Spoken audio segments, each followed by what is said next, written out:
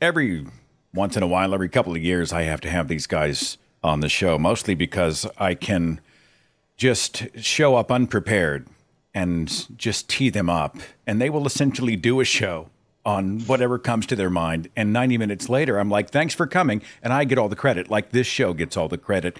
I've got Cecil and Tom from Cognitive Dissonance. Gentlemen, and I'm using the word gentlemen. Good to have you. Use it very loosely, my friend. We're here to help. What Seth means to say here is that he can only stand us every couple of years. No. That's what he means to say. It's interesting. I want to address this. I want to address this. I swallow the bile every 24 months. Before we started, somebody made a note to do something. And so Tom's over there scribbling and he's making a note while Cecil is talking. And Cecil was like, Tom does this all the time on the show. And I thought, is it kind of like talking to your mother on the phone? Like when you, like Tom has put you, Cecil, kind of put you on speaker and put the phone on the counter. And now he's doing other shit. 100%. 100%. And then he comes back occasionally and he says, uh-huh. Is that what happens? But it's from across the room with the refrigerator door open. He's not listening. He's screaming from across the room. Uh-huh. Yep. Hold on. And his mouth is half full with a salad at that point. That's exactly what it's like talking to Tom every week. So after 25 years of knowing somebody, it's like, I've heard you say that. By the way, feels the same way. And this is video of this as well as audio. On the facial hair front, I feel hugely inadequate next to you guys. Like it brings the aura of wisdom, you know. Wisdom. We thought it sort of brought the aura of recluse, because that's what we've been for a full year. We made a pact, actually, at the beginning of the outbreak last year that we were going to keep our beards until it was over. And so when we both get vaccinated and we both see each other, we're both going to see the barber together. That's a date. Okay. How terrifying would it be to have take your mask off at this point? I mean, imagine just the logistics of taking your mask off and having somebody 3 inches nose to nose trimming up your face. Like, that's not, are you kidding me? I may as well play Russian roulette. It's not going to happen. Now, you brought up COVID. We are around the 1-year anniversary of Trump's National Day of Prayer for COVID, which at the time, I think we had a few hundred deaths in the United States. Yeah. I'll just throw that out there. We've been praying for COVID, right? Like Ken Copeland he's breathed the breath of God. Did you see that creepy video where he had the oil on his hands and he's like thrusting it at the screen? So, I mean, what are your thoughts, gentlemen? Well, it worked. I mean, unequivocally, for real, we prayed for COVID and COVID won. Like we won. Like that's the thing, right? You pray for your sports team or whatever. It's like, I really want the Tigers. I don't know sports things. Like I want the Tigers to beat the Lions or whatever. They win. And you're like, cool, I won. The bigger cat beat the smaller cats or however that is. Like COVID won 540,000 people. Yeah. We're coming up right now on about a year after this had happened, and specifically about a year ahead of when we really started seeing the pandemic and looking on the horizon and seeing it for the sort of dangerous situation that it was going to be. And I remember having the conversation with Tom at that point about how you could not do a more useless thing than have a National Day of Prayer in response to this. And the worst part about this entire thing was around a month prior, we found out in August that he was having conversations with Woodward that said that this specifically was an airborne disease, that it was way more dangerous than anybody had given it credit for, and his plan was to play it down. And so we are 540,000 deaths into this in the United States alone, and it clearly you could lay that literally on the shoulders of the leadership that we had for nine months while it was just ravaging the nation. I mean, honestly, when you were saying that, Cecil, I thought my very first thought was like, man, I wish we had only done useless things. Like if we had just stuck very true to the useless shit like we usually do. Like what do we usually do, right? Yeah. There's some great national tragedy And, I don't know, just pick one at random. Somebody shoots a bunch of kindergartners. I mean, or just, whatever horror that we are forced to continually endure because we refuse to learn our lessons.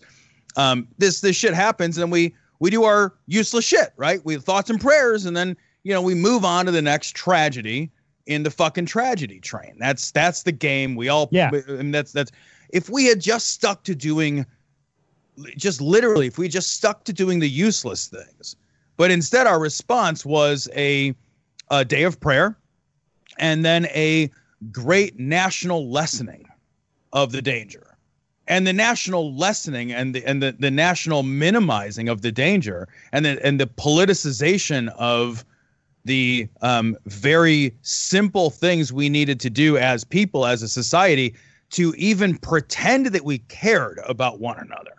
How the heck are you going to have a day of prayer that coincides by the same leadership? They're going to call for a day of Christian prayer that coincides exactly with a set of responses to this that are so lacking in empathy, that are so lacking in love for the neighbor, right? I mean, why would you not wear a mask? Even if you thought, well, the mask isn't doing anything for me. I don't get anything out of a mask. I saw a meme the other day. I'm going to catch heat for this, but it said, when this is all over, I'm going to continue wearing a mask just so nobody thinks I'm a Republican. I always thought that was... I mean, I don't know. I mean, if somebody said, Tom, would you wear 2 pairs of socks? And I would say, well, my feet would get really hot and they would be uncomfortable and my shoes wouldn't fit properly. And they said, well, would you wear 2 pairs of socks if it might save my grandmother from choking on her own fucking lung fluid? I'd say, oh yeah, man, I'm wearing your socks. I'll wear all the socks I can find, because it's such an easy ask to be a little bit uncomfortable, even if it does nothing for me. But we did this crazy thing when we continue to do this crazy thing where we pretend at Christian values without emphasizing any of the nicer ones, right? We some of the nicer, I know Christianity is full of some evil, mean-spirited, selfish, not good-hearted stuff, but it is also full of some nice messaging as well. And a lot of the people that, if you reach out to them and ask them what they like about their faith, they will primarily cite the nice messages. It's mostly what they know, right? They didn't read the book. They mostly know a bunch of stuff a Sunday school teacher once told them. They ingested it and they assimilated into their half-hearted ideology of who they are. So most people, that's their religious belief, and we're doing a national day of prayer while at the same time clearly not doing any of the Good Samaritan stuff, right? Yeah. We are absolutely turning an indifferent cheek to our neighbor, not like. It's so mean. It's just so mean-spirited when the solutions are so easy. So easy. I can't think of anything, honestly, more just kind of insulting to our national intelligence. I follow a humanist pastor, and he's a humanist first, John Pavlovitz. And, despite the fact that he is always taking these really caustic, callous, dismissive Christians, his fellow Christians, to task for not doing the right thing, for not wearing masks. I mean, he's really on the right side of this. He also comes forward and he says, Jesus would have never judged gay people and those types of things. And of course, I'm having to respond, hey, John, have you read the Bible? I mean, Jesus in the New Testament may not, but if Jesus and Yahweh are the same, and you look at the Bible as a whole, I mean, Yahweh takes kind of a dim view of non-heterosexuality, and I wonder if this is a case of that's a very soft way to very a rather dim view. Yeah, he's rather mildly irritated at the idea of non. But I wonder, we see a culture of people who kind of create a religion in their own image, right? I mean, his Christianity can't be anti-LGBT, so he decides, okay, fine, that Jesus never said that, or that God doesn't think that, and that's not true Christianity. I've been watching Dr. Chrissy Stroop talk about this notion that, one Christian looks at the other and says, well, that's not true Christianity. And someone else says, well, you're not true Christianity. So I'll ask you guys, what's true Christianity? I mean, how in the world would you even approach that? Well, I mean, the largest Christian organization in the world has hidden their pedophiles for years and shuffled them around the globe. So I think that is true Christianity, right? Abusing people, getting away with it, and then shuffling those priests all over the globe. That's what true Christianity is. Prove me wrong. You know what I mean? Like, I mean, genuinely, it's the largest Catholics is the largest Christian organization in the world. So there you go. That's what I think. That's what I think true Christianity is. But when I was a devout evangelical, though, we always said the Catholics weren't true Christians; they're going to hell. I mean, of course, this is just an example of how I'd create a religion in my image, right? Yeah, of course. Yeah, true Christianity genuinely is pick your own. It's a choose your own adventure. It's 100% choose your own adventure. Pick the things you like out of this book and the things you definitely don't like, and make sure you scream about as loudly as you can about the things you don't like, and be the squeakiest wheel as possible about the things you don't like. That's true Christianity right there. By the way, pick your own adventure could describe the Cognitive Dissonance podcast every single week. That's very true. It's very true. Yeah, it's just unlike a real choose your own adventure. You can't keep one of your fingers on the page where you made the decision. As soon as you hit play, it was the wrong decision. It's the wrong You decision. brought up the Catholic Church. I have got to reference this article, which was an actual news story, and it was posted by Religion News. The headline said, Pope's Windwhipped mantle drives Vatican tailors to consider Velcro. And it has a picture of the Pope in high wind, and his collar has blown onto his face. He looks like a cobra, it's the other way. It's on his face. All right. He's like one of those lizards that tries to appear bigger, in order to intimidate predators. Holds his arms straight up in the air. Got the frills. This is news. Like Vatican tailors. He's hissing and spitting again. But somebody just walks up, they pick the Pope up by the back of his collar, and they just put him back in his terrarium under his sun lamp and let him sit there. So I had this conversation with Catherine Stewart, and after we had recorded that conversation, then came the headline about how the church publicly again cites that it refuses to bless or sanction gay unions because this is a sinful lifestyle. And so I come back to Pope Francis. Let me ask you guys. You ever get the vibe that, I'm not excusing Pope Francis, and after this recent headline, I'm much less inclined to give him any benefit of any doubt, but there's a part of me that wonders if maybe he's trying to nudge the church in a more progressive direction, but he's up against the system. Do you think that's bullshit, or do you buy that? What do you think? I mean, I don't know. I've never been a Catholic, so I don't know or understand or want to pretend to any understanding of the inner workings of that. But if he's trying to push the church into a more progressive direction, coming out and saying that, yes, gay people, the LGBT community is deserving of respect, but sex is only for procreation, which is what he also accompanied that with, is that they would not let gay people get married, and sex is for reproduction. It's to have kids. That's incredibly not. I mean, what is the use of that kind of more progressivism? Are we trying to like get progressive enough to like reach the 60s, to reach the 70s? I mean, at what point are we like, well, gosh, I mean, how awesome is this, guys? We're only 60, 70, 80 years behind history. How amazing is this organization? I'm interested, though. I wonder if fucking do it or don't. Does he look at, roughly 60% of practicing and professing Catholics who support gay unions, right? So most of the Catholic Church's constituency is actually standing in opposition to church leadership. And I got to wonder, even in the interest of self-preservation, if people at the highest tiers just sort of had a finger in the wind thinking, hey, we better evolve or die. So I don't know. I was just curious as to your perspective. But to your point on that, like, then why not come out and just say, hey, you know what?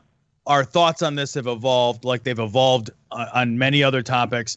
And we're going to get with the times and do it. What do you think? If somebody can make him not Pope anymore? You can get fired from poping? I don't know how that works. But seriously, what bad thing would happen to him as an individual if he grew a pair of balls and stood up and did the right thing? And I mean, I'm done. He didn't even use the balls. Just grow them, and this would be the one thing they'd be fucking used for. Like, to stand up and do the right thing and say, hey, man, 60%, to your point, 60% of the congregants support this. So what if a bunch of old men in tunics don't? It just seems so absurd.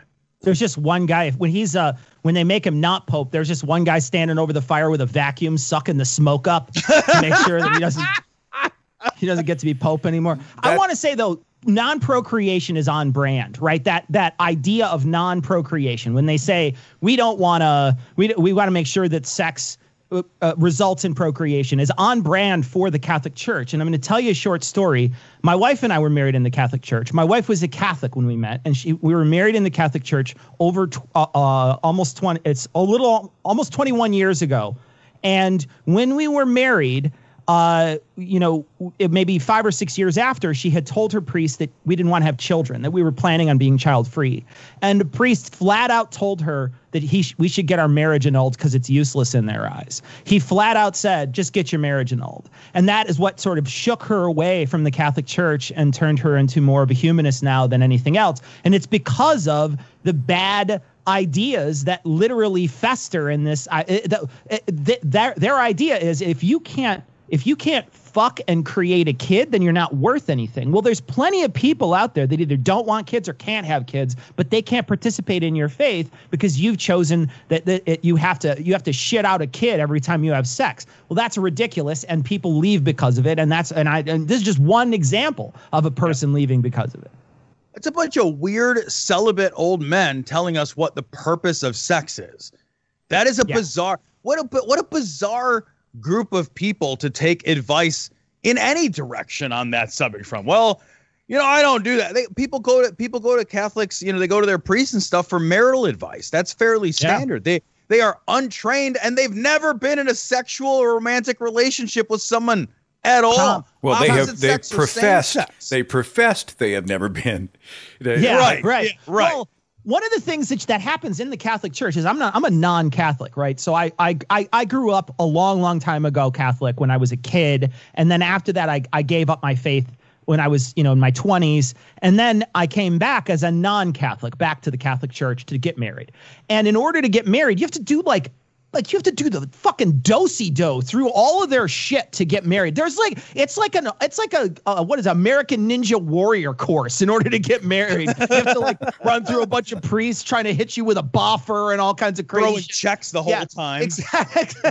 Yeah, it's clearly it. But you have to meet with another couple and have a little counseling session with another couple, some random couple from the church. You also have to go in and sit down with the priest, take a marriage aptitude test with your future spouse, and then are you serious? A marriage aptitude? I want to take it so bad. He gets to grade it, and then he gets to tell you where you fucked up. He seriously looked across the table. A celibate man looked across the table at my fiance and I and said, I really didn't like your answer to when you guys both said that this was important. This was important to you. I think it was cheating. We had both said that it was a non-starter for both of us, and we weren't interested in our spouses if they did it. And they both he looked at us. He said, "I really think you should have some more forgiveness." And we're like, we're cool with how we answered. You could just continue on with. But he literally was trying to chide us and tell us where we got what questions we got wrong. A guy that supposedly is celibate and has been celibate since he entered the order. Well, Cecil, how telling is that? Here's a guy who's like, all right, I'm supposed to make certain promises around my sexual behavior. Probably not going to follow those if statistics are any guide. So listen, I'm just saying you wrote down some stuff here. Maybe you ought to be a little more forgiving. I'm not projecting. You're projecting. A little more forgiving if you don't mind. Right? You got a great point, though. I mean, who takes marital advice from a sexless old guy who's dressed like an 11th century chess piece? Why would you do that? Yeah. You'd rather take sex advice from that celibate or the eunuch from Game of Thrones. You know what I mean? Are you kidding me? Now that guy was wise. I grieved that man. I really did. Hey, you brought this up. This is a total digression. It's not even in my prep. But I'm one of those guys who never had kids, right? I'm a guy in my 50s. And it has been an interesting experiment because when I was I was 22 when I first got married, and everybody was like, "You're going to have kids?" And I was like, "No, don't really. Neither one of us really have that desire," which was really the criteria, right? Not your parents want grandkids or society expects it or the church says be fruitful. But do I really, is it the desire of my heart? And so they're like, "Well, you're going to get there." One Or day the you accident we're going to you're wake born. up. It's different when they're your own, and you can't. It's going to be amazing. And then 2 years passed. It's coming. You're going to want kids. It's going to be amazing. And then 5 years passed, 7 years, 8 years, 10 years, and people were starting to cock their head like a dog whenever, like what's wrong, right? And I noticed that people who had young children started to disappear. And I don't know if they just felt more comfortable around other young parents because they felt they had more in common, or if there was kind of a judgy thing like, why do you hate kids? Or, is there something so selfish about you that you wouldn't want to bring a life and raise that? I mean, did you catch any of that? See, so I don't mean to digress too much, but you struck a nerve with me, and I'm like, I've been I decided I was child free when I was in my early 30s. I wasn't sure for a long time. I was sort of on the fence, and then you just sort of, and I guess my wife and I, when we first got married, assumed that was going to be what we were going to do. We just sort of presumed it because I thought, it wasn't something that we talked about a ton, but we both had this sort of idea that, probably we'll do that. And then one day we just had a real frank discussion about it. That was, because we kind of been doing what you were doing, just like pushing it off, like, I wouldn't want to do that right away. And then it was just one day somebody asked somebody, well, do you really want to have kids? And both of us at the same time, relieved, said no. No, I don't want to have children. And it was easy and it was simple. And then I find that most of the people, the close friends in my life, do have children, but I've been able to maintain relationships with everybody pretty easily. I certainly don't judge people for having children, and I hope people don't judge me for not having children, right? I don't care whether somebody has a kid. There's a shade of that in the church, right? I mean, you're supposed absolutely. to. Yeah, part of the reason we were told to procreate, I mean, I didn't say it in these words, but we're trying to breed Christianity into the culture, right? Sure. Yeah. Well, I mean, I worked for a religious institution for a while, and I remember one of the guys, a couple people asking me, because they will come in and they'll talk to the people who are new fathers and mothers, and they'll be talking about their kids, and then they'll turn and say, well, do you have any children? Or they'll say, Brian, are you planning on having children? They'll mention it a lot.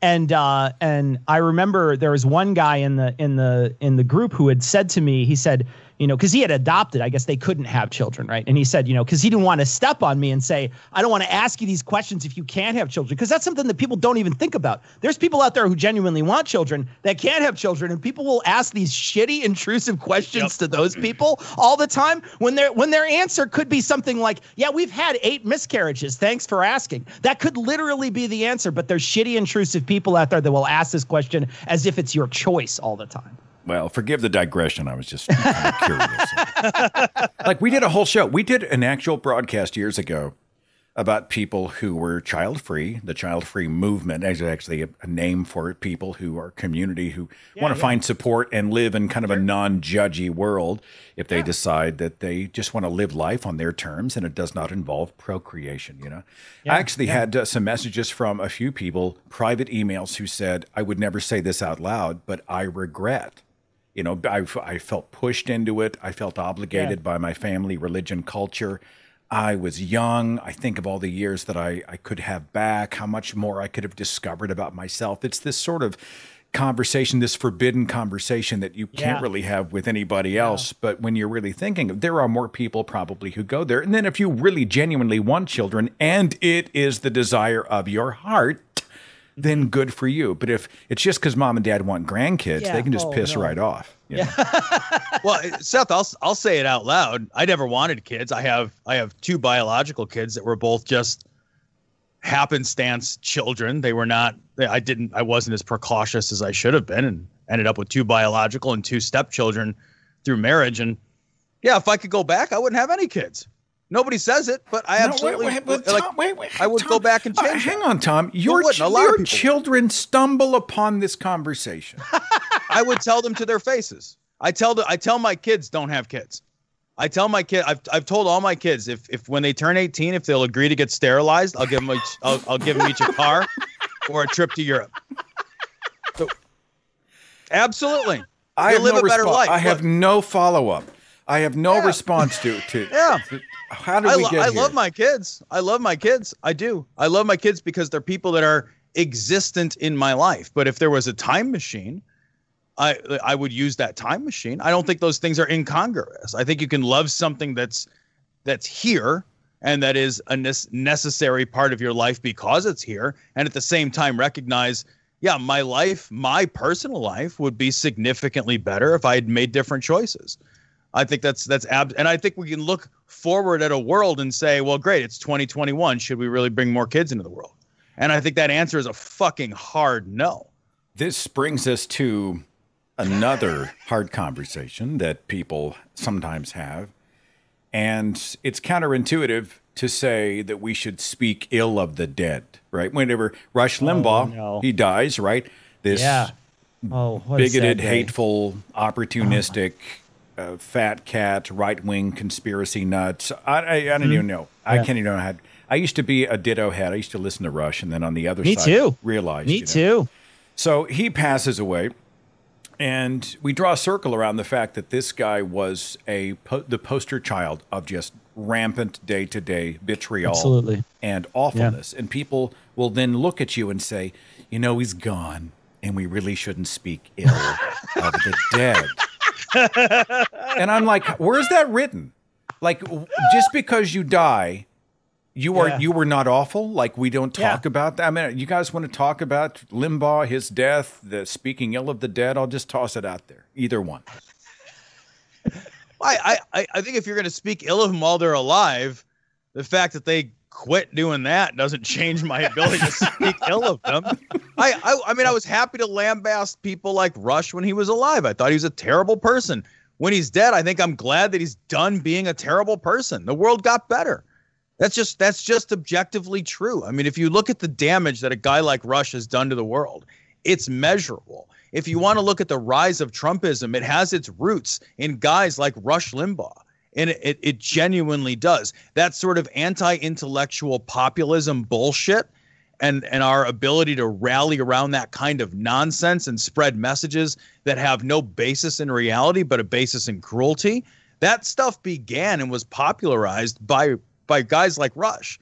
And I think, like, if you're willing to criticize that when somebody's alive, this sanctimonious nonsense that because somebody has passed, they're all of a sudden, I gotta be real careful about how I talk about him now. Why? I wasn't careful when he was alive and his feelings could be hurt. I didn't give a shit. Now that he's dead, what do I care? I care less now. Like, maybe I wouldn't say it to a grieving widow, right? But I wouldn't say it to his wife either if he were. I don't know if Rush is married. I have no idea. I wouldn't say it to someone's loved one. 4 times he was married. Right. And well, the first 3 are practice. I'm just saying, you know, for a guy propped up by the sort of moral purity crowd, Rush did seem a little bit of an odd choice.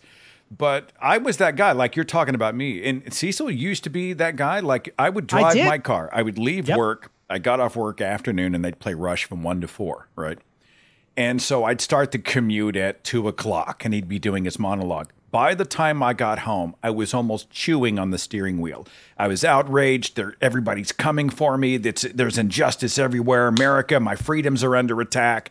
You know, small government, pull yourself up by your bootstrap, rugged individualism, go, go, go. I was that guy. Were you that person, Cecil? Slogans angrily. I don't even know. I was a guy who was working a shitty job in a cafeteria as a part-time cook, and he had convinced me that I didn't need government health care.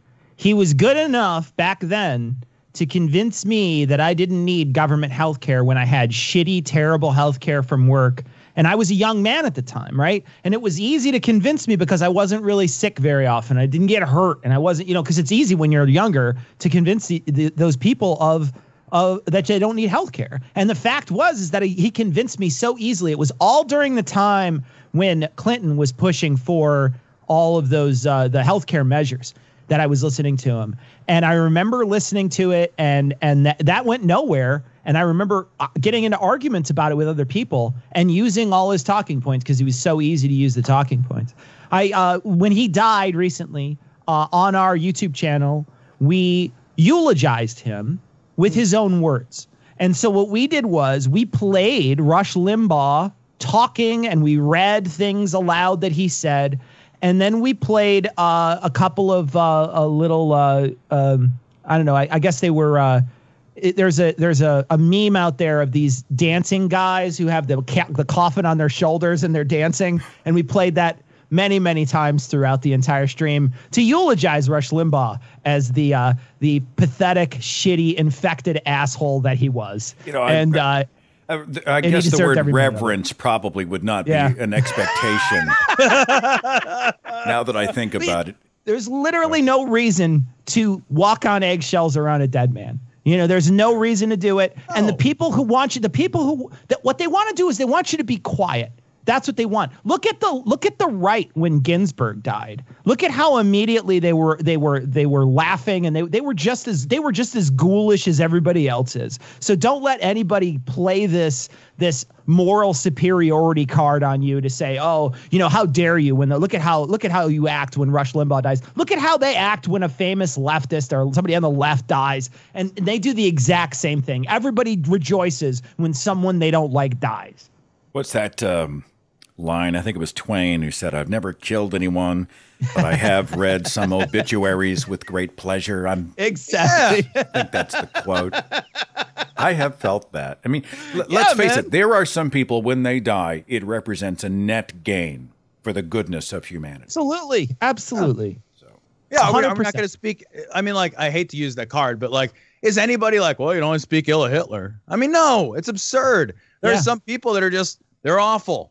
And they were awful their entire life. And the only thing that made that better was when their life was over. And it's okay to be like, man, that's a win for all of us. We all get cake. Let's have cake. Talking here with Tom and Cecil, a couple of friends, people I really admire. I actually can't believe I said that out loud. Yeah, why did you say that? I really admire. Host of the Cognitive Dissonance podcast. It's that Venmo I sent him earlier. Yeah. 2 words. I'll just toss it out. 2 words. Yeah. Cancel culture. Here we go.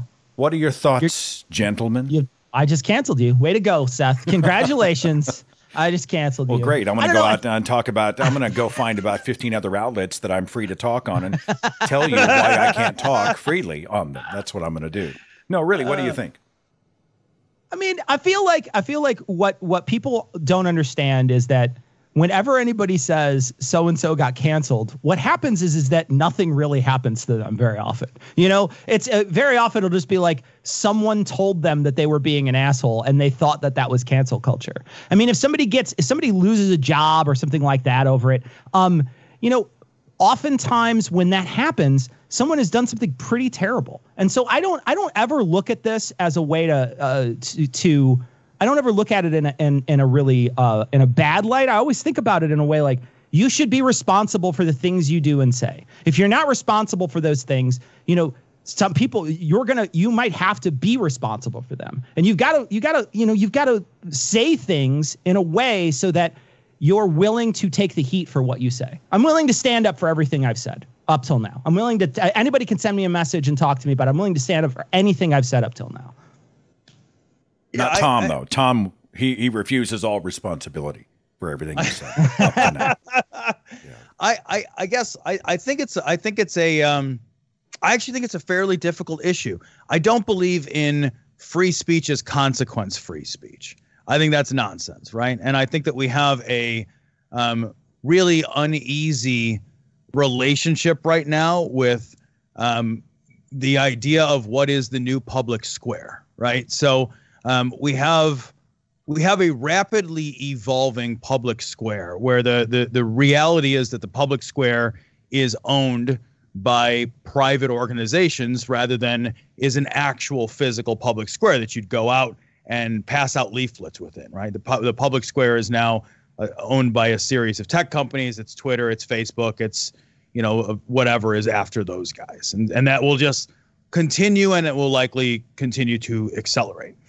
To the extent that we have become significantly more, all of us, to greater or lesser degrees, have become significantly more public creatures. In other words, we have these social media accounts, which are public-facing accounts, and we have vastly larger and more significant bullhorns, I think we have a responsibility to those bullhorns, and to make sure that we are not engaging with the public, as Cecil noted, in ways that we are not proud of. But I also don't trust the mob. And I don't trust the mob justice. I don't think that it is just. I think when people call for the removal of somebody from their job, that's different than calling for somebody to be removed from their social media platform. I think it's reasonable to take away someone's bullhorn. I don't know that it's reasonable to find them at home and mess with them at home. Yeah. Isn't it situational? I mean, I'm not trying to be a politician, but you know, I'm first of all, I don't think a person is defined, perhaps with a few exceptions. People are not defined by their worst mistake, right? So now we've got a culture where there are people who lived decades, their entire lives, essentially online. Their whole lives are a matter of record. Like when we were kids and we did stupid shit, it was a story we told at parties. Now we are a Google search with pictures or whatever. Right? And then there does seem to be the dehumanization that takes place online. You know, it's sort of this tarring and feathering for sport. And finally, we talked about this before, the motive attribution asymmetry, meaning that we are pure and right, and therefore we are justified in being just as nasty as we need to be to make sure that you are crushed because you are evil. It's this weird polarization. I mean, this thing does not fit on a bumper sticker, right? Yeah, I think about, I couldn't agree. I think about this show. So, well, not this show, but Cecil and I, we've been doing our show now for, God, Cecil, what? We've been podcasting for 14 years. We've been podcasting for 14 years. Yeah. We've been doing Cognitive Dissonance for 11 years? 11 years. If I were to go back and listen to the whole catalog, I'm sure I said things I don't agree with myself on. Yeah. I've grown. I've changed. Yeah. And I think it would be a terrible disservice to myself as a person or anybody if I were taken out of context or not allowed to be viewed within the context of my evolution and growth, right? And I think that's true of anybody.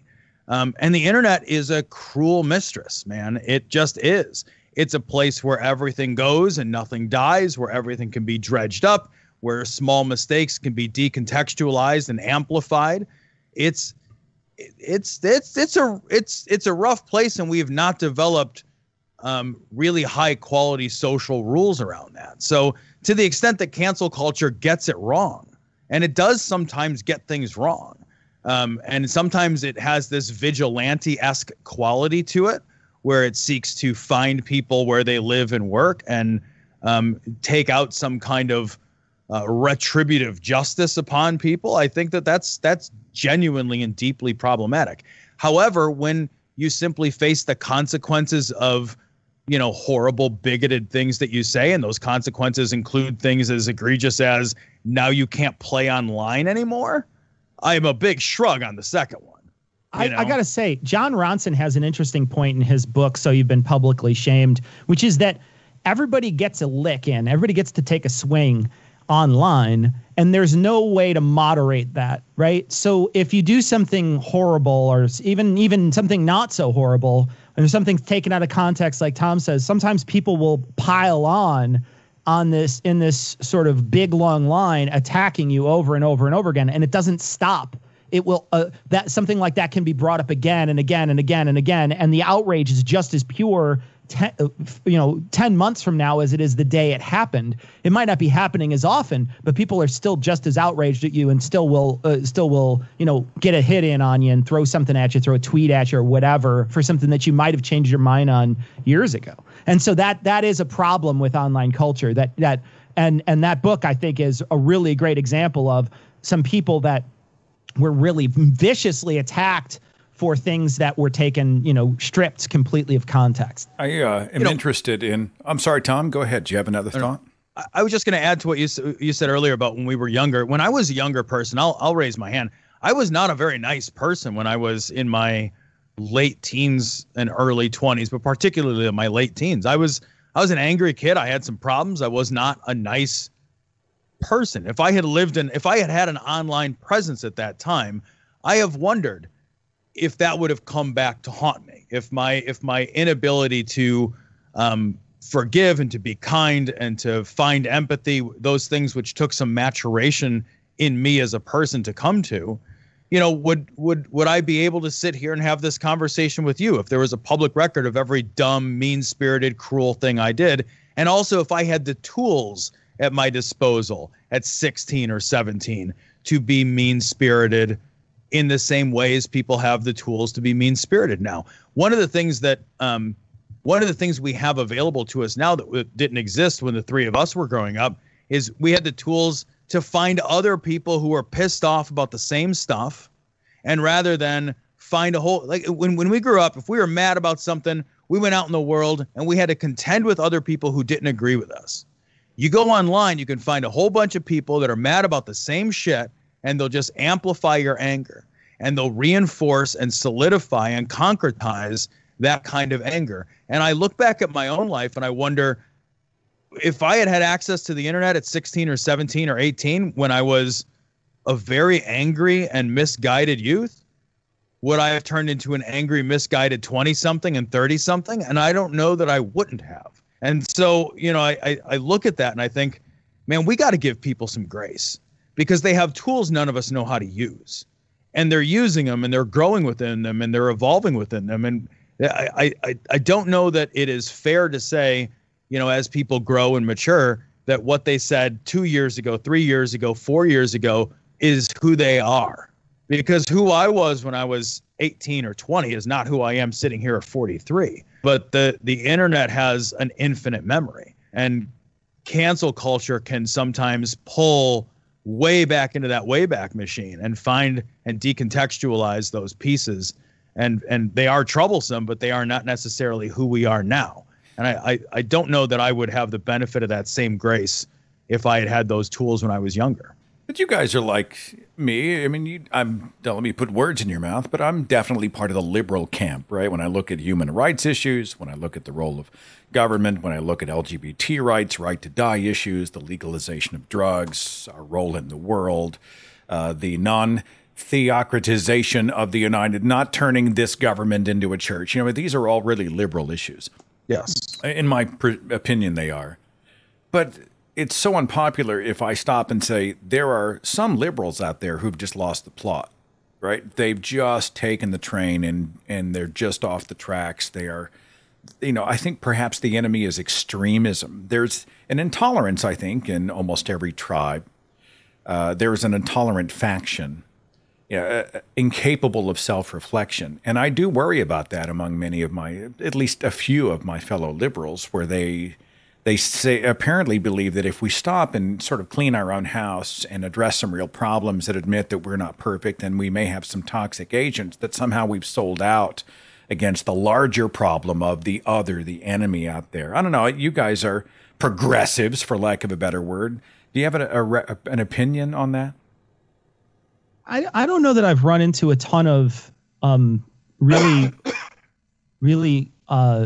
oppressive, like far left people. I have run into some that I've really just genuinely not liked, that have been so gung ho that I've just tuned them out or blocked them, because it's just been to a point where I'm not as far left as they are, and so I get called out for everything I say or do, and so there's just this kind of constant harassing. And that's why I love Mute on Twitter. Mute on Twitter is so beautiful. It's just genuinely like an absolute gift, because what you do is you mute them and then you'll look down your tweet and you know they commented, because it'll say someone's like 20 replies or something. But then you look and there's only 15, and you know there's 5 replies in the ether that you can't read, that someone typed very angrily at you that you will never see.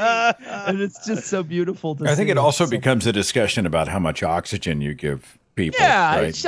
I just tune it out. You know, at a certain point, there's people who are harassing me on Facebook for a while that were just, you know, very, very far left.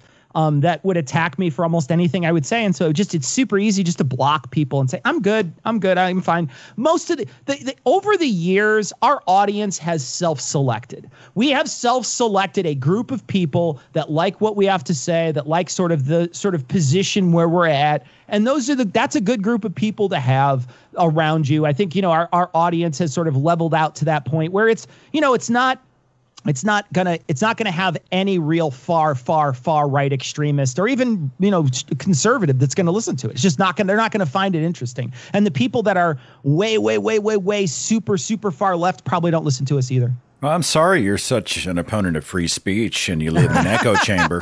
That's usually like if I block somebody or I mute somebody because it's my living room, right? They show up in my pages. Yeah, sure. And I'm like, you are being abusive or you're just sucking up the oxygen or you're just awful.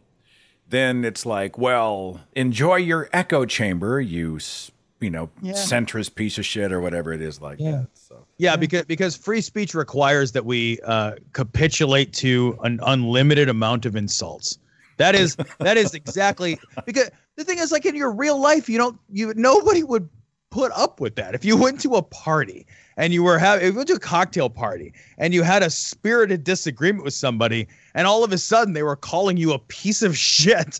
Nobody does that. Literally nobody in 43 years of my life has ever spewed the same kind of hate-filled vitriol to my person that they would do at whim online. So it cracks me up when it's like, wow, you have to endure my abuse. It's like, well, actually I don't. There's a button and it's right here and you just go and then you go away. It's to add insult to injury. Sometimes it's just an avatar with and their name isn't even their name. It's I am the Pope's Velcro collar, or whatever name they've selected. To your previous point, though, I do want to make a comment. Like, I worry about, as far as extremism, I worry about surety. I worry about people who are absolutely just sure of themselves. That is when they are just unwilling to consider or reconsider or to pause and to have a moment's reflection. Those are people that I find very quick to self-identify and very quick to tune out. So whether they're on the right or whether they're on the left, those folks, they kind of just need to go. Like when they've got all the answers just at the drop of a hat and there's nothing that they haven't considered, no matter how gently it's phrased or well-sourced the comment is. It's like, oh, well, all right. We probably don't have anything to chat about. Like you want to talk. You don't want to listen. And that's not a conversation. So would you guys categorize yourselves as atheist activists? I mean, how would you brand yourselves? I think we'd have to after all the money. I'm staying away from atheist if I can. I'm kind of staying away from that. I got to be honest, man. Like that word, it just connotes something that I think is so easy to do. Right, it's such an easy thing to be an atheist. Well, given that atheist is in the title of my show, thank you, Cecil, for that vote of confidence. Thank you for that. Yeah, but like Tom and I think I want to say maybe 6-7 years ago, started veering away from that from any kind of real sort of apologetic fighting, that sort of argument stuff. The stuff that there's a lot of people out there who do it really well, right? You talk about people like Matt Dillahunty, who does a show every week that is breaking down the arguments for and against God, not for God, against God all the time. And then there's plenty of other people out there who do it. But what I think it's an easy answer to come to. And then once you're there, where do you go, right? Because you can be an atheist and think some crazy shit. You can be an atheist and be a conspiracy theorist. You can be an atheist and think that aliens are visiting us or some other weird shit. What you gotta temper that with something. And you temper it with ethics and a humanism, and then you temper it with, critical thinking and skepticism. And I think that that's where you want to be. And that's what I would much prefer to sort of define myself as somebody like that, rather than somebody who's just, because I think atheism is an easy answer. I think was it Dillahunty himself said something like, "Congratulations, you have gotten right the easiest answer on the planet." It's super easy. Kind of thing. My challenge was, and I'm glad atheist is part of the brand of the show because it gets us found by people. Absolutely. Who I think are absolutely. But, atheism is it talks about what I don't believe in, right? The God I don't believe in. And so for a lot of the last half decade, I've been like, you can only say there is no evidence for any gods anywhere. You can only say it so many times. You can only talk about the book of Genesis so many times. You can only debunk the Quran so many times. You can only talk about, we've talked about Buddhism and Scientology and Mormonism, the Jehovah's Witness, some other fringe cults. We've talked about spiritism or spiritualism, blah, blah, blah. What am I about? Like, if I'm going to talk about the problem, what am I doing in regard to the solution? But, the thinking humanist doesn't really have the same kind of vibe. But I understand. Right? I mean, Tom, you'd agree with that, right? What am I going to contribute to the world, right? Yeah, I mean, but I guess I would offer to you that don't forget that right now there's somebody on the cusp of turning into an atheist. Just because like we've gone down this path a long time ago, and for us this isn't even 101 level stuff. This is some stuff that we've done for so long. Somebody right now, a lot of somebodies right now are just finding your show. They're just walking out of church and wondering, really? They're just finding themselves in a position where they're getting away from a family of religious fundamentalists and not knowing where to turn. Somebody is always on the cusp of that transition. And so there needs to be a place for those people. There always needs to be a place for those people to go. It doesn't have to be our place. Cecil and I have never been that place. Cecil and I have always been a preaching to the choir show. But I think there always needs to be a home for those people who are teetering on that edge and need somebody to kind of give them that push. And I think your show does that. I mean, I know that at this point, Seth, you're wondering, what else is there to add to that part of the conversation? I mean, part of what you add to the conversation is somebody else found you today. Yeah, and that's why you keep that name on there. Well, somebody else found. I totally get that. I appreciate that. I think probably some of it speaks to the struggle of doing this for, I came out as an atheist in 2008, and religion brings us almost nothing new to talk about, while science and humanity often brings us something fresh and new every day. This sounds like a freaking Hallmark movie now that I say it out loud. But I don't know, Cecil, were you going to jump in? I saw you about to say something. So. I just say I was going to just echo and say there are great people out there doing that work, right? That work that Tom said, that the person who's just discovering atheism, just sort of emerging from that cocoon. They're going to find you. They're going to find Atheist Experience on YouTube. They're going to find all those old Christopher Hitchens debates that all of us just watched and reveled in years ago, that we've all watched a million times and enjoyed. And I remember years ago when I was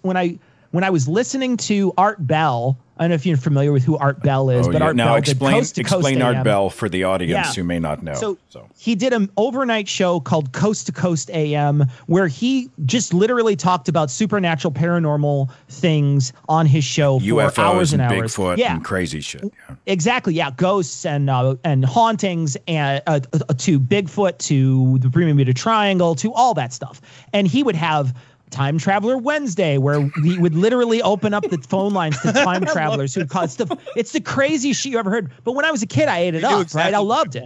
Yeah, I loved it. But did you ever hear the story about Christopher what was his name? Stephen Hawking held a party for time travelers. Have you heard this? No. And what? he sent the invitations out after the party occurred, and nobody showed up.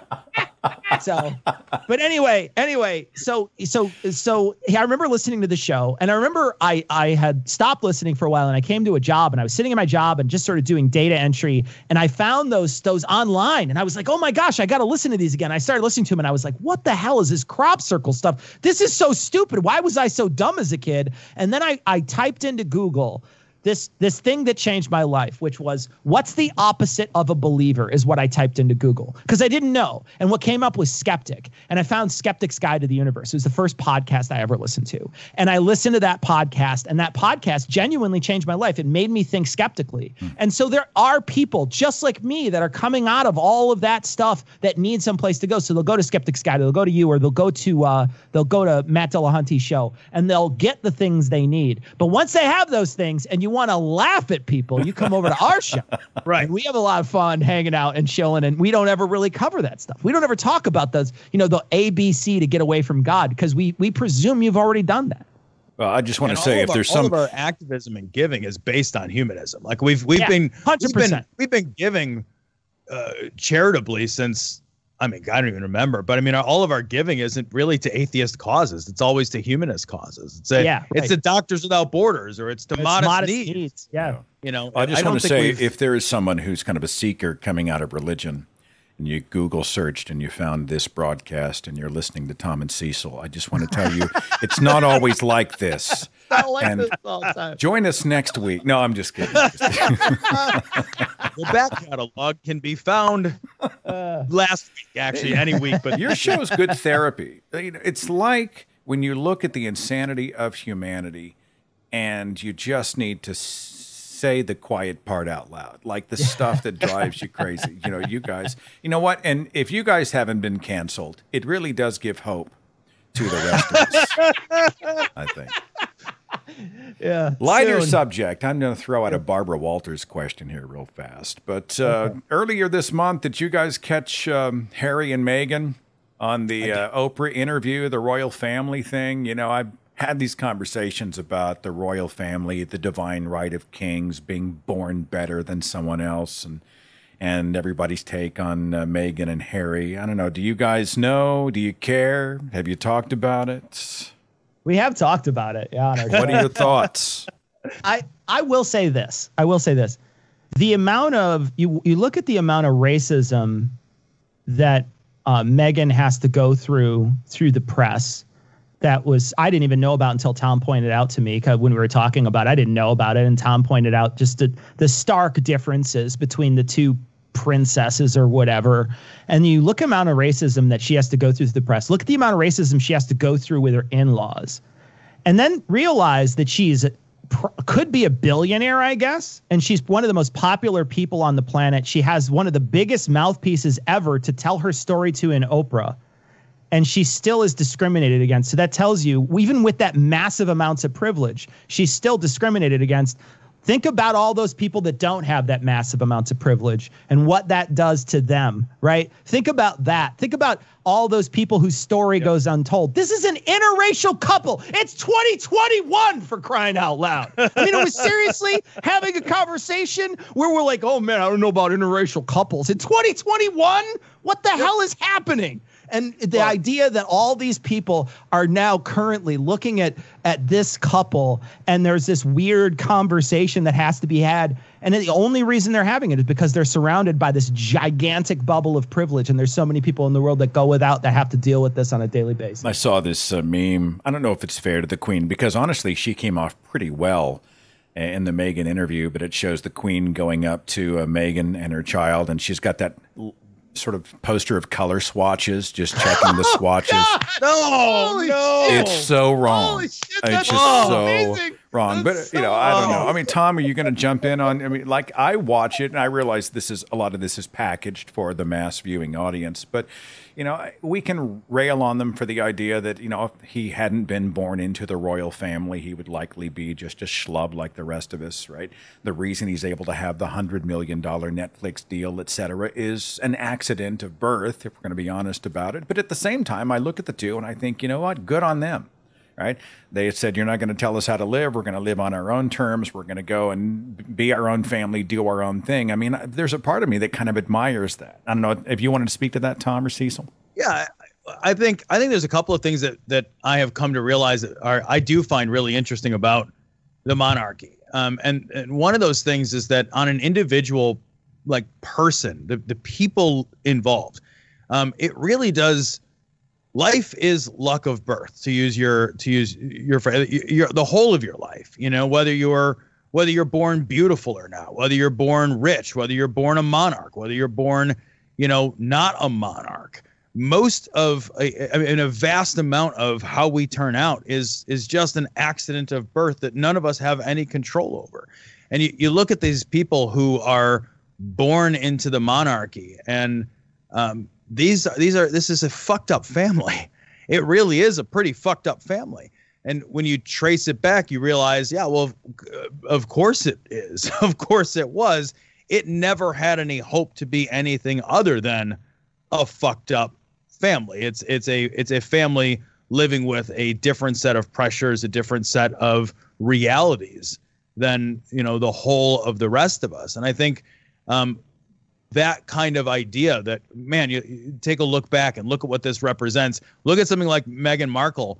And there is a sense that, and I've read some commentary where some of it can be boiled down to, it's okay that they're an interracial couple, but just not in the monarchy. And you think about what that really says is, well, I mean, we don't want them ascending too high, do we?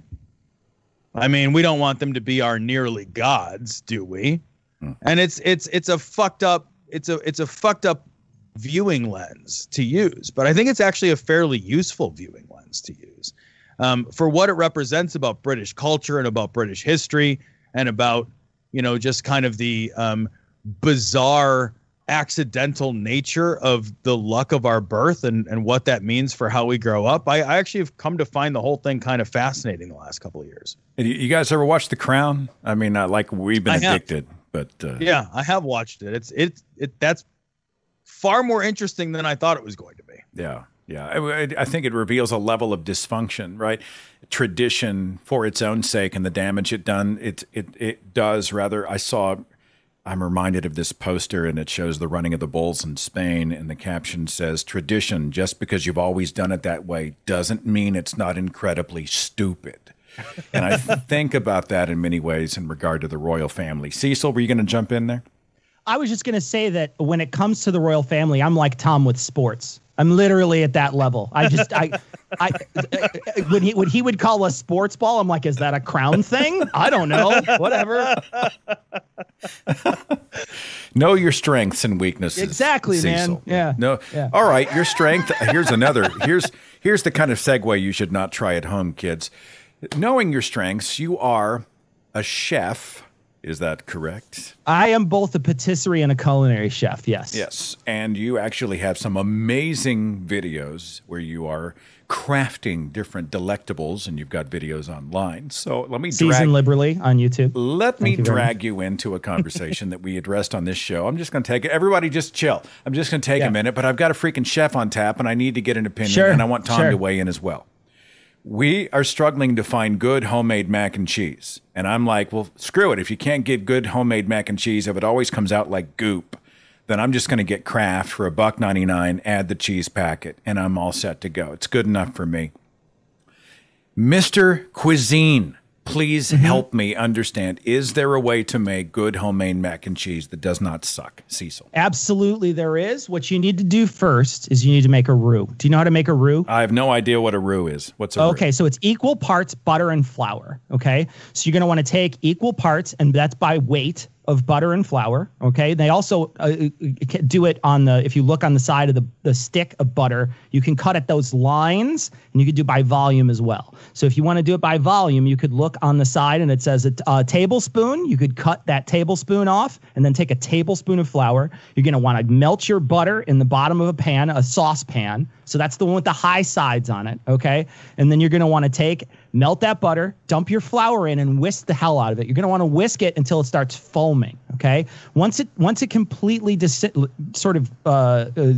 into one sort of homogeneous mixture and looks like a paste on the bottom, you're going to want to take cold milk into that hot roux. You're going to pour it, whisking constantly, just a little at a time, just to sort of wet the roux at first, then pour and continue to go. You don't want it to get lumpy. That's the key. You don't want it to get lumpy. Now you're going to want to season that once you get enough liquid. And I'm pretty sure, just by memory, it's a tablespoon of roux to a cup of milk. That's by memory. But look it up. Just look it up for sauce. Just look it up. You pour that in. Once you get that to a sauce consistency, what you want is nappe consistency. You want it to coat the back of a spoon. So when you put a spoon in there, you pull it out, it will coat the back of a spoon. Now you're going to want to add your seasonings to that. So you're going to want to season it with salt, season it with pepper, maybe a little garlic powder. You could also add a little bit of onion powder in there, some cayenne pepper if you like, maybe a little bit of Aleppo pepper, whatever you like in your mac and cheese. Now take a nice, good cheese that you grated, not one that was pre-grated at the store. Do not get that one because it has that preservative on it, that powdery preservative. And I'm sure you've seen this when you go to get your cheese out of the bag. It has that powdery preservatives on it. That is going to inhibit the melting here. So you don't want that. What you want is you want to go get a block of your good cheese, whatever cheese you want, and grate it. Then take it and add it to the warm mixture, but mix it at the same time. And you want to kind of take it off the heat at this point. Don't be bubbling it because it'll break. So you want to throw it in there, whisk it, throw it in there, whisk it, throw it in there, whisk it until it gets to the right flavor and right color. Then pour that over your wonderful. You can also toss your cooked pasta into it if you like, or you can finish your cooked pasta, cook it till al dente, and finish it in that sauce. Or if you want, you could just pour it over cooked pasta after it's over with. Wait, but that's going to be your mac and cheese? Now, if you want, you can then, as Tom suggests, throw a little bit of cheese on top with a little bit of breadcrumb and throw it in the oven if you want to do that. I personally can't wait that long. If I went to the trouble of making mac and cheese, there's no way I'm going to wait the extra requisite 15, 20 minutes for that to get golden brown in the oven. I won't do that. But butter, breadcrumbs, and cheese on top makes a nice coating if you want to bake that. I don't know about Tom, but after hearing all of that, I feel mildly aroused. That sounds amazing. It's easy too, Seth. It's easy. Oh, what you would do traditionally is make a bechamel sauce, and a bechamel sauce actually has an onion that sits inside the milk. So you poach an onion in milk, and then you wait for a little while, and then it eventually gets thickened by the roux that you've added to the pan initially. So you poach it in there. So is Tom looking at you now the way that you look at him when he talks about sports? Is this like a reverse? Tom loves to cook. Tom loves to cook. Yeah, Cecil actually taught me how to cook years ago when Cecil was in culinary school. He and I were friends at the time he went to culinary school. And so I remember asking him, like, hey, can you teach me to cook? And he and another buddy of ours, we bought some books, and Cecil put stuff together, and we used to come over to his house, and he would teach us to cook. And I'm certainly nowhere near as proficient as Cecil is. I'm not even as proficient as our buddy is, who we learned to cook with. He's got a lot more patience than I am, but I do enjoy cooking. Yeah, that sounds amazing. Tom's a very good cook. Party at your house, man. That sounds like a party. All right. Well, as we come close to the end of our discussion, looking ahead to 2021, let's prognosticate, right? We're starting to see maybe the light at the end of the tunnel. We're seeing finally a focus on prevention. Vaccinations are happening, right? Natalie got vaccinated. I got my second shot. I know Tom, you got the Johnson & Johnson. Is that right? Going tomorrow. I got a 9-hour drive. Holy shit. You got to drive 9 hours to get it? 4.5 there, 4.5 back. Wow. Yeah, to get how about that or just keep waiting. I'm done waiting. Are you on a list, Cecil? Are you there yet? I'm not on the list that is allowed in Illinois yet. I'm on the next level, so I have to wait for them to shift gears. They're still vaccinating. Tom's an essential worker, so Tom's on a different list than I am. But I will wait until that happens. But the way they're rolling these vaccines out, I'm hopeful I could have it in a month. Yeah. And so as you look ahead, are you optimistic? I mean, when you look around and you see kind of I don't know if it's a post-COVID world, but I think you know the spirit of what I mean when I say that. What are your thoughts, guys, moving ahead? Oh, man. I don't want to be the big bummer. Go ahead, Tom. We'll let you bum us out, and then Cecil can bring us back. He can drag us toward the light. Oh, yeah, sure. Yeah, thanks. I will say the last 4.5 years have taken. I used to be an optimist. I was an eternal optimist, and I am very much not optimistic anymore. I don't have much optimism at all. Actually, I think the path forward right now is fairly bleak. We're going to get out of COVID mostly. We'll have variants, and the variants will require boosters. But once the pandemic is over, I think we'll be able to keep that mostly under control. The reason I'm not optimistic, though, is the lesson I've learned over the last 4 years is that we are entering a new phase of society where we are in a genuinely post-truth world, and we don't come back from that. We have not collectively decided that what reality is, how we decide what's true and what's real, and we have not collectively decided that reality matters. And we are moving into a place where technology, with respect to deep fakes and social media, will exacerbate the horror of those problems in ways that we can't possibly control. And I think that conversation, like beyond what happens, Tom, if someone can manufacture a video making you digitally say whatever they wanted you to say, and then it goes viral, it's out in the ether. In a post-truth world, in the alternate facts world, people who aren't known for fact-checking, they're going to see that as gospel, and you're screwed. Yeah, it doesn't even matter when we debunk things anymore. That's part of the It used to matter, right? It used to matter when you debunked things, because you could be like, oh, that's not true. And then, that would mean something, but it doesn't mean anything anymore. We've debunked the masks, right? The idea that masks don't help. We have debunked that bullshit idea and debunked it. We have debunked this nonsense about voter fraud and debunked it, and it doesn't matter. So the problem is that whether or not something is true is increasingly less important to its effect on society. There was an article last week, which I found upsetting, even though it's silly. There was a woman who did a deep fake of kids on her cheerleader team. I don't know if you guys saw this story. So her kid was a cheerleader. There were some other cheerleaders that were rivals of her kid. She did some deep fake photos and videos showing her daughter's rivals in compromising positions.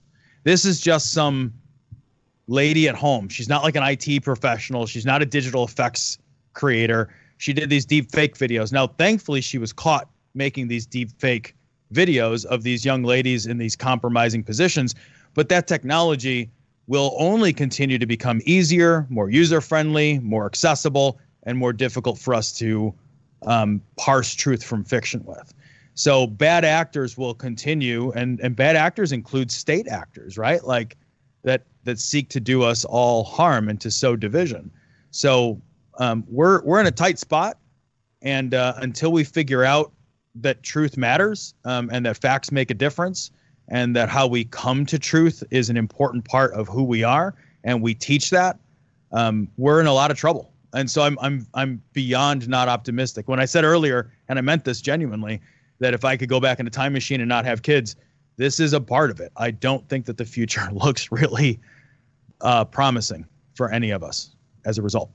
And I know that's super bleak, and I know it is, Tom. But I think it's honest. Yeah, hang on. I'm going to take my microphone cord and fashion a noose with it. I know. I'm now sorry. That I've heard I totally understand that. I totally understand. Like, people are not changing their minds when presented with better information. There is a part of me, and it's still the optimist, that thinks maybe the white blood cells of society, right?